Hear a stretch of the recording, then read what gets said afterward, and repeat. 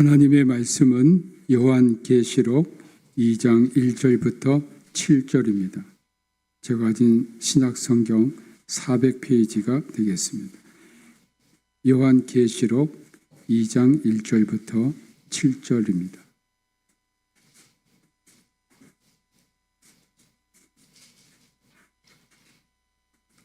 한 절씩 교독하겠습니다. 제가 먼저 1절 읽습니다. 에베소 교회 사자에게 편지하라. 오른손에 있는 7별을 붙잡고 7 금처태사를 거느시는 이가 이르시되 내가 내 행위와 수고와 내 인내를 알고 또 악한 자들을 용납하지 아니한 것과 자칭 사도라 하되 아닌 자들을 시험하여 그의 거짓된 것을 내가 드러낸 것과 또 내가 참고 내 이름을 위하여 견디고 게으르지 아니한 것을 아노라. 그러나 너를 책망할 것이 있나니 너의 처음 사랑을 버렸느니라. 그러므로 어디서 떨어졌는지를 생각하고 회개하여 처음 행위를 가지라. 만일 그리하지 아니하고 회개하지 아니하면 내가 내게 가서 내 촛대를 그 자리에서 옮기리라. 오직 내게 이것이 있으니 내가 니골라 당의 행위를 미워하는도다. 나도 이것을 미워하노라. 7절 같이 읽겠습니다. 귀 있는 자는 성령이 교회들에게 하시는 말씀을 들을지어다.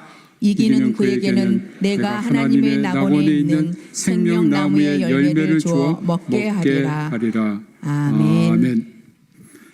말씀을 듣기 전에 잠시 묵상으로 기도하겠습니다. 하나님 아버지 감사합니다. 시간 성령님께서 우리 가운데 임재하시고 우리의 심령의 문을 주님 열어 주옵소서. 우리의 영의 눈을 주님께서 뜨게 하시고 주님의 음성을 듣고 주님을 보는 거룩한 하나님의 영과 저희들의 영이 만나는 시간 되게 하옵소서. 우리 주 예수님의 이름으로 기도하옵나이다. 아멘.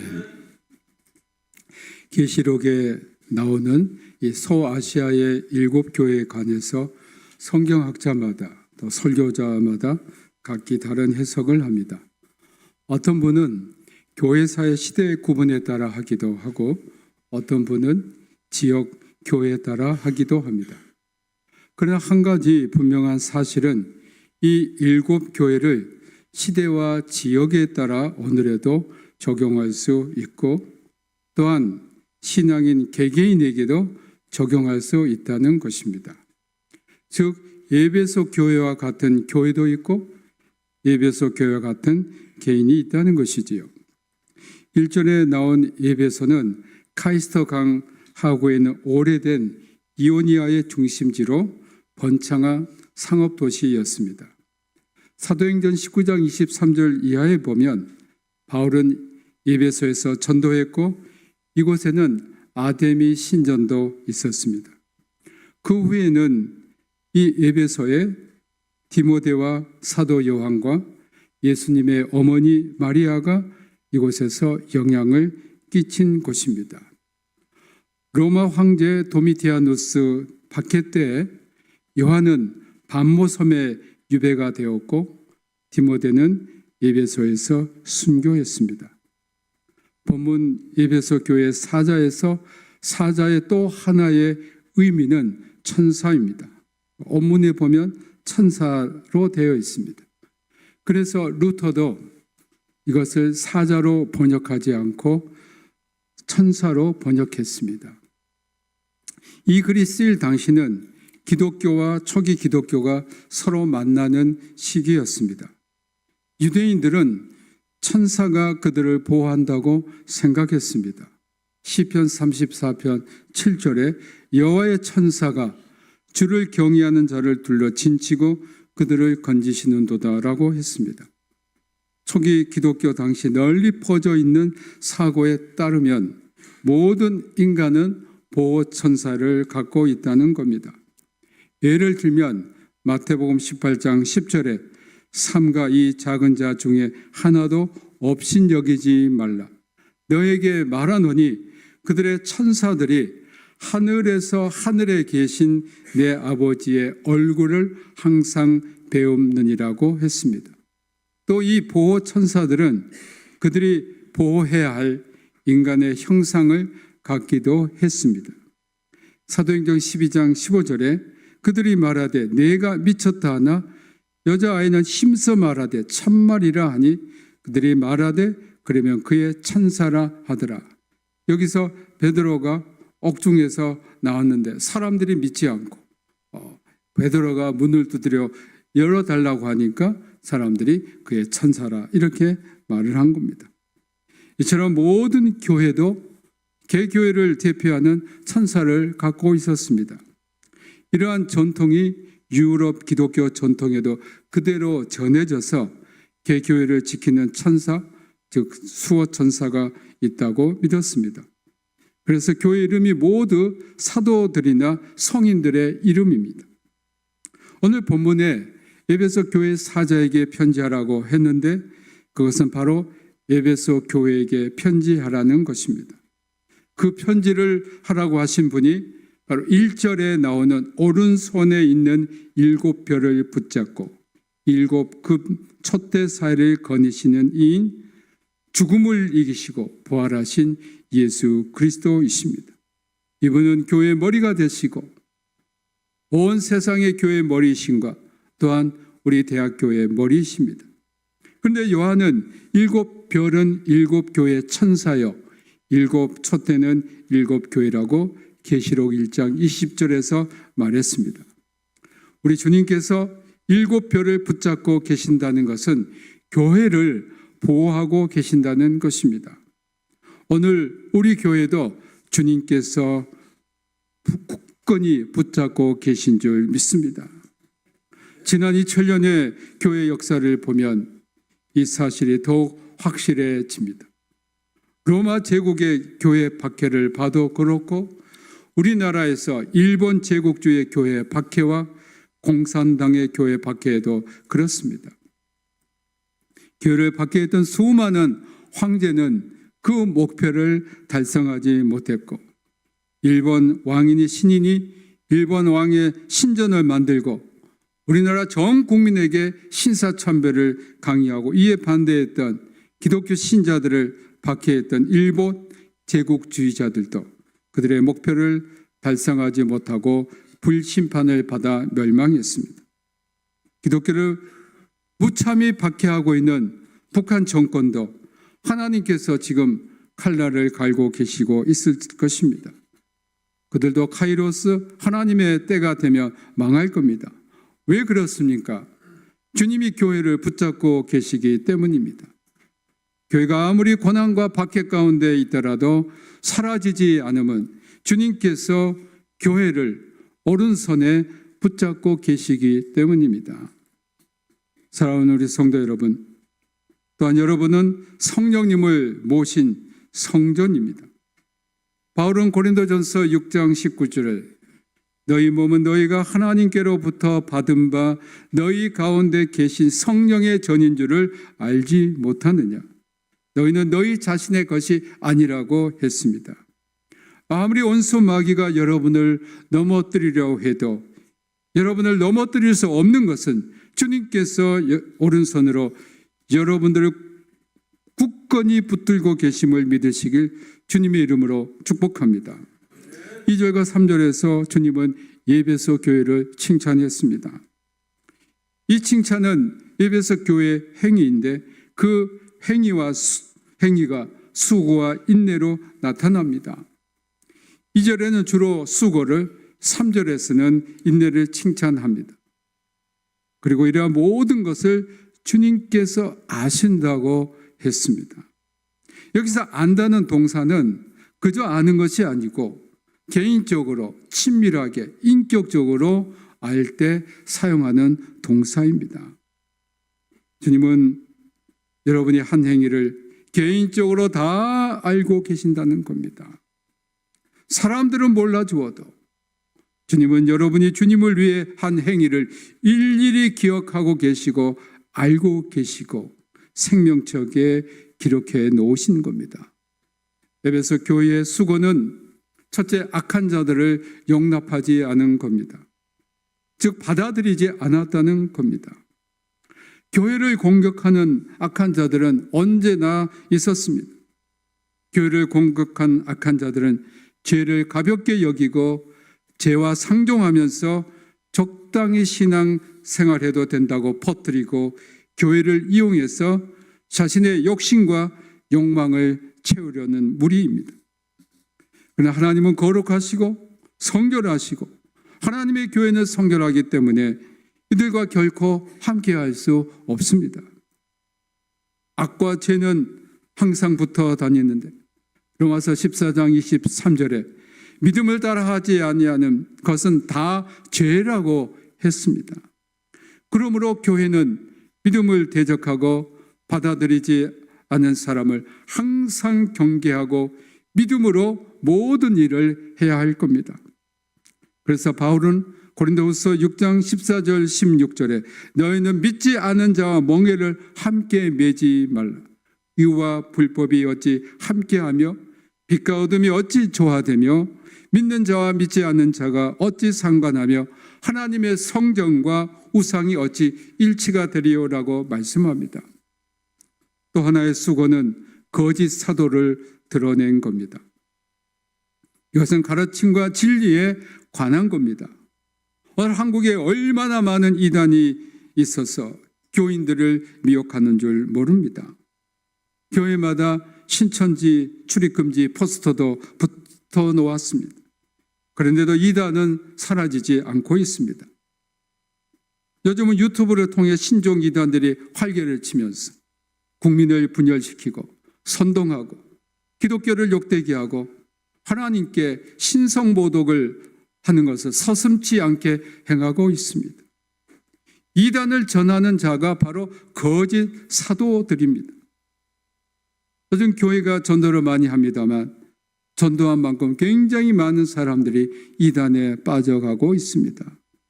이단들은 말씀을 기가 막히게 잘 전한다고 합니다. 가르친다고 합니다. 무료로 성경 공부해준다, 무료로 심리 검사, 치료해준다는 등의 유혹에 넘어가지 마시길 부탁드립니다. 말씀을 기가 막히게 잘 가르친다는 분명히 문제가 있습니다. 한방에서는 기가 막히면 병드는 길이라고 합니다. 기가 막히다 계속 막히게 되면 우리의 영혼이 죽게 됩니다. 그런 유혹에 절대 넘어가지 마시길 부탁드립니다. 여러분의 영적인 것, 신앙적인 것은 꼭 담임 목사와 상의하시고 혹시 우리 성도들 가운데 그런 이상한 곳에 빠지려는 분이 있으시면 잘 권면해 주시길 부탁드립니다. 3절에는 에베소 교회 인내를 칭찬한 내용인데 주님을 위하여 참고 견디고 게으르지 않았습니다. 당시 주님의 말씀을 전파하고 진리 안에서 살 때 많은 박해와 어려움이 있었습니다. 정통 유대인들과 이방인들은 예수님을 전파하면 핍박했고 조롱했습니다. 그러나 이들은 끝까지 참았습니다. 게으르지 않았다고 번역했습니다만 원문을 직역해 보면 녹초가 되도록 피곤하지 않았다는 겁니다. 주님을 위해서 녹초가 되도록 피곤하게 일했지만 결코 그렇지 않았다는 겁니다. 이와 같은 사실에서 보면 에베소 교회는 참 모범적인 교회입니다. 주님께 칭찬받을 만한 일을 했습니다. 그러나 4절에서 주님은 에베소 교회를 책망하고 계십니다. 그래서 4절의 첫 단어가 그러나로 시작합니다. 행위와 수고와 진리를 지켰어도 이것을 지키고 이런 행위를 했다고 구원받는 줄로 착각하지 말라는 겁니다. 우리가 참으로 빠지기 쉽고 착각하기 쉬운 것을 주님 오늘 예리하게 말씀하시는 겁니다. 여러분의 행위와 여러분의 수고가 아무리 많다고 한들 그것이 구원을 위한 공로가 되지 않으며 이것을 자랑할 수 없다는 겁니다. 우리가 빠지기 쉬운 종교주의, 율법주의, 자기 공로주의에 대한 경고입니다. 이런 사람들의 특징을 주님은 4절에서 가장 정확하게 말씀하십니다. 가장 중요하게 있어야 할 것이 없었기 때문에 너의 처음 사랑을 버렸느니라고 말씀하십니다. 사랑, 처음 사랑을 버린 죄가 가장 큰 죄입니다. 여러분, 첫사랑은 가슴을 뛰게 하고 열정이 있고 피곤하지 않고 에너지가 넘칩니다. 여기서 말하는 사랑이란 아가페 사랑입니다. 아가페 사랑은 자신이 중심이 되는 사랑이 아닌 타인 중심의 사랑입니다. 에베소 교회는 이전에 아가페 사랑이 있었지만 지금은 잃어버렸습니다. 형제 자매를 위한 사랑이 식었고 교회를 향한 사랑이 식었고 자기 자신만을 사랑하게 된 겁니다. 우리가 자식을 사랑한다고 하지만 그 사랑이 내 자신이 중심이 되는 사랑이 되면 그것은 아가페 사랑이라고 할 수가 없습니다. 자식은 우리의 이루지 못한 꿈을 이루어주는 존재가 아니고 하나님께서 우리 모든 자녀들에게도 각자의 고유한 인생의 길을 주셨습니다. 타인으로 인해 기뻐하고 그리고 진정으로 슬퍼할 수 있다면 그것은 아가페 사랑입니다. 그 사랑이 바로 예수님의 사랑, 하나님의 사랑, 조건이 없는 사랑입니다. 에베소 교회는 처음에는 아가페 사랑이 있었습니다. 나 아닌 다른 존재에 대하여 갖고 있는 관심과 사랑, 그 사랑을 갖고 있었습니다. 그런데 여기에 사랑이라는 말 앞에 처음이라는 수식어가 붙어 있습니다. 여기 처음이라는 단어는 5절에 나오는 처음 행위와 나오는 처음과 같은 단어를 사용합니다. 문맥상으로 보면 4절의 처음 사랑과 5절의 처음 행위가 서로 통한다고 봐야 됩니다. 여기서 처음으로 번역된 그리스어의 뜻은 이전의라는 뜻도 있습니다. 그러므로 4절을 이렇게 번역할 수 있습니다. 내가 이전에 가지고 있었으며 보여주었던 그 사랑을 이제 더 이상 너는 갖고 있지 않고 보여주지도 않는구나. 제가 어느 교회에 70년사 집필을 하게 되어서 그 교회에서 오랫동안 신앙생활 하시던 분들을 면담하고 자료를 만드는 작업을 했던 적이 있습니다. 그런데 그분들에게서 공통적인 것을 발견했습니다. 이전에는 이렇지 않았는데 였습니다. 1950년대 전쟁이 끝나고 먹을 것이 없고 춥고 정말 힘들었을 그때는 내가 지금처럼 신앙생활하지 않았는데 지금 너무 편해지고 윤택해지고 살만해졌는데 옛날에 그 열정, 그 사랑이 식었다는 겁니다. 오랫동안 그 교회에서 신앙생활을 하셨던 그분들이 그 힘들게 살았었던 그때의 사랑을 그리워했습니다. 그러면서 모두 다 목사님 그때가 정말 좋았습니다. 오늘 주님께서 에베소 교회 하시는 말씀이 바로 오늘 우리에게 하시는 말씀입니다. 이전에 갖고 있었던 사랑을 버렸느니라. 사랑하는 우리 성도 여러분, 이전에 주님을 향해 가지고 있었던 그 사랑, 성도들을 향해서 가지고 있었던 그 사랑, 교회를 가지고 있었던 그 사랑이 지금 안전합니까? 아니면 에베소 교회처럼 버린 줄도 모르고 버렸습니까? 그렇다면 이 문제를 어떻게 해결해야 할 것인가? 5절에서 제시합니다. 첫째, 어디서 떨어졌는지를 생각하라 했습니다. 여기서 떨어졌는지는 어디에서 이전의 사랑을 버렸는지 생각하라는 겁니다. 오늘 우리 성경에는 생각하라 번역되었는데 또 이 그리스어의 또 다른 뜻은 기억하라는 뜻도 있습니다.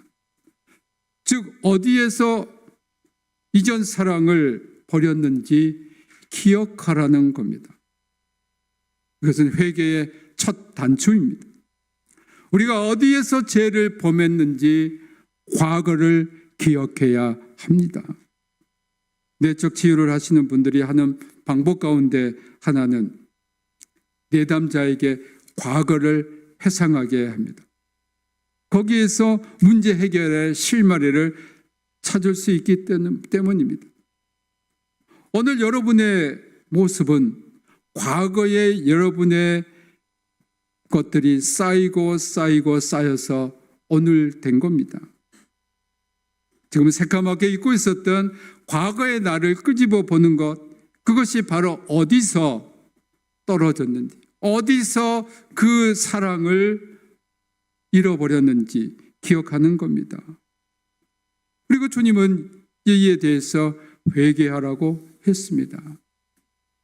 회개란 소통하는 겁니다. 하나님과 인간 사이에 막혀있던 담이 헐리는 겁니다. 죄를 범한 아담이 하나님과 소통하는 것이 너무 두려웠습니다. 죄를 범하기 전에는 소통에 아무 문제가 없었습니다. 죄를 범하고 너무 무섭고 두려워서 숨었습니다. 여러분 어렸을 때를 기억해 보십시오. 부모님이 집을 비운 사이에 사고를 치면 부모님이 돌아오는 것이 굉장히 두려워집니다. 싫어집니다. 저도 그런 경험이 있습니다. 우리 집에 장판을 딱 깔았는데 어머니가 나간 사이에 제가 동생과 불장난을 해서 장판을 태워 먹었습니다. 어머니가 오늘 때 얼마나 두렵던지 지금도 그게 늘 생각이 납니다. 그 장판 깐 지 얼마 안 된 장판이라 저는 사고를 이렇게 친 적도 있었습니다. 두려워집니다. 그러나 회개는 막혔던 것을 허는 겁니다. 사실을 그대로 인정하고 받아들인 겁니다. 벌을 받을 각오까지도 준비하는 겁니다. 인정하는 겁니다.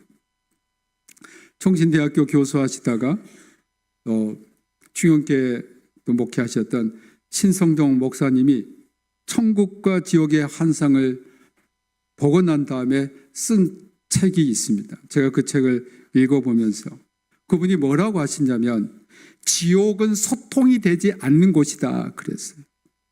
그분이 참 재미있는 표현을 하셨어요. 심지어 같은 나라 출신이 지옥 동기생으로 있는데 그 지옥에도 동기생이 있나 봅니다. 서로 말이 통하지 않는데요. 지옥은 소통이 안 된 겁니다.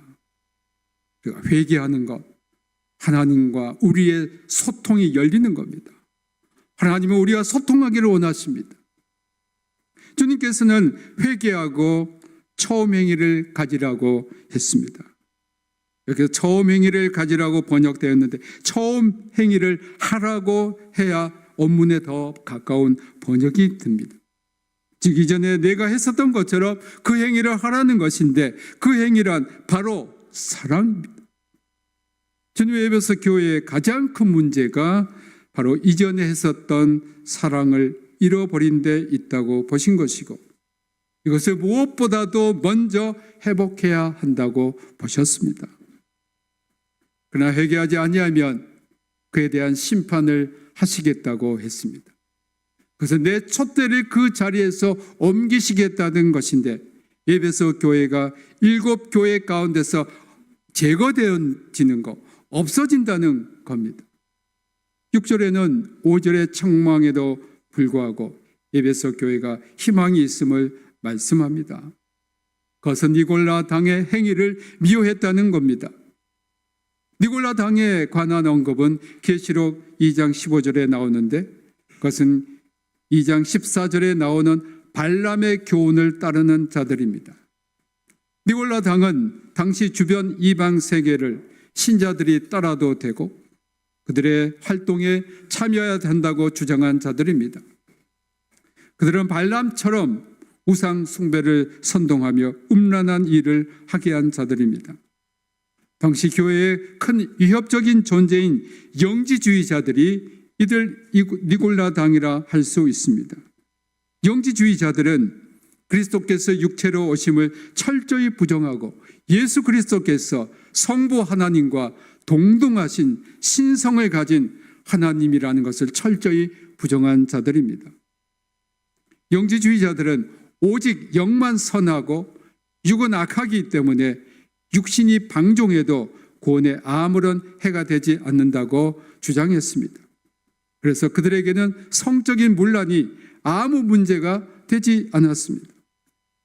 어쩌면 오늘 교회의 니골라 당은 교회의 세속화라고 할 수 있고 교회 안에 침투한 종교다운주의와 뉴에이지 운동이라고도 할 수 있습니다.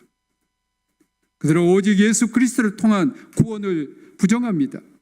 그리고 기독교의 정통 구원관을 기독교의 배타주의라고 공격합니다.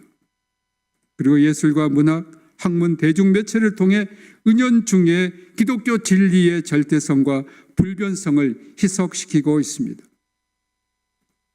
그리고 교회를 세속화하는데 갖가지 방법을 동원합니다.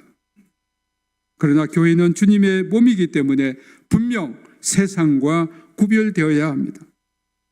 오늘 세속의 강한 물결이 과학, 예술, 음악, 문학, 법의 이름으로 교회에 교묘하게 침투하고 있습니다. 적당히 믿고 적당히 행하고 때로는 세상과 타협하고 적당하게 생존하는 법을 가르치고 배우게 합니다. 주님은 이런 니골라 당의 행위를 미워하신다고 했습니다. 7절에는 에베소 교회여 깨어나라고 촉구와 약속의 말씀을 합니다. 그래서 귀 있는 자는 성령이 교회들에게 하시는 말씀을 들으라고 있습니다. 이 귀라는 것은 우리 육신의 귀가 아니고 영혼의 귀, 마음의 귀를 말씀합니다. 은혜는 듣는 데서 시작합니다. 사도 바울은 로마서 10장 17절에서 믿음은 들음에서 나며 들음은 그리스도의 말씀으로 말미암는다고 말씀했습니다. 우리가 먼저 하나님의 말씀을 들어야 합니다. 귀가 있다고 다 듣는 것이 아니고 우리의 영의 귀가 열려야 들을 수 있습니다. 그것을 우리의 마음으로 들어야 하는 겁니다. 자, 우리 성도 여러분, 여러분의 영의 귀가 항상 열려 있기를 주님의 이름으로 축복합니다. 약속의 말씀은 이기는 사람에게 주어진 겁니다. 이것은 우리의 삶이 매일 영적인 전투라는 겁니다. 그래서 이기는이라고 표현을 했습니다. 그런데 이 이기는이라는 단어의 시제가 현재형입니다. 이것은 이 전투가 계속 진행 중에 있다는 겁니다. 우리의 신앙생활은 계속 전투 가운데 있는 영적 전투 가운데 있습니다. 조금이라도 방심해서는 안 됩니다. 베드로전서 5장 8절에 근신하라 깨어라 너희 대적 마귀가 우는 사자같이 두루 다니며 삼킬 자를 찾는다고 했습니다. 마귀는 빈틈만 있으면 공격해 옵니다. 그래서 우리가 깨어 있어야 합니다. 이기는 그 사람에게 주님은 하나님의 낙원으로 복귀시켜 주실 것을 약속했습니다. 전에 타락으로 말미암아 낙원이 사라지고 생명을 잃었다면 이제 이기는 자에게는 생명나무가 있는 낙원으로 복귀가 허락되고 생명나무의 열매를 먹게 될 것입니다. 오늘 이 땅에 하나님께서 주시는 생명나무의 열매는 무엇입니까? 바로 생명의 말씀, 복음의 말씀입니다. 우리는 매일 영적 성장을 위한 전투 속에서 살고 있습니다. 신앙생활 오래 하다 보면 열정도 식고 순수함도 사라지고 형식에 안주하고 감격과 감동도 점점 사라지기 쉽습니다. 주님이 이런 무기력한 상태에 빠지기 쉬운 우리에게 처음 신앙, 처음 사랑을 회복하라고 말씀하십니다. 주님께서 분명히 우리에게 이 처음 신앙, 처음 사랑을 회복할 수 있는 힘과 능력을 주실 줄 믿습니다. 그래서 우리에게 이 생명나무의 열매를 풍성하게 먹게 하시고 이 열매가 주는 힘으로 우리는 새로운 힘을 공급받아 우리 모든 성도들이 날마다 감격과 감사와 기쁨의 삶이 되시길 주님의 이름으로 축복합니다. 모든 지각에 대한 하나님의 평강이 그리스도 예수 안에서 너희 마음과 생각을 지키시리라. 아멘. 첫사랑을, 주님을 향한 그 첫사랑을 회복하고 주님께서 주시는 생명나무 열매를 먹으며 주님이 오시는 그날까지 끝까지 첫사랑의 소유자가 되기를 원하며 결단하는 여기 모인 모든 주님의 자녀들, 그들의 자녀들과 가족과 권속과 평택대학교회와 피어성 기념학원, 평택대학교회와 평택대학교와 이 나라와 이 민족 위에 북한에서 고난당하는 우리 믿음의 형제 자매들에게 지금부터 영원토록 함께하기를 축원하옵나이다. 아멘.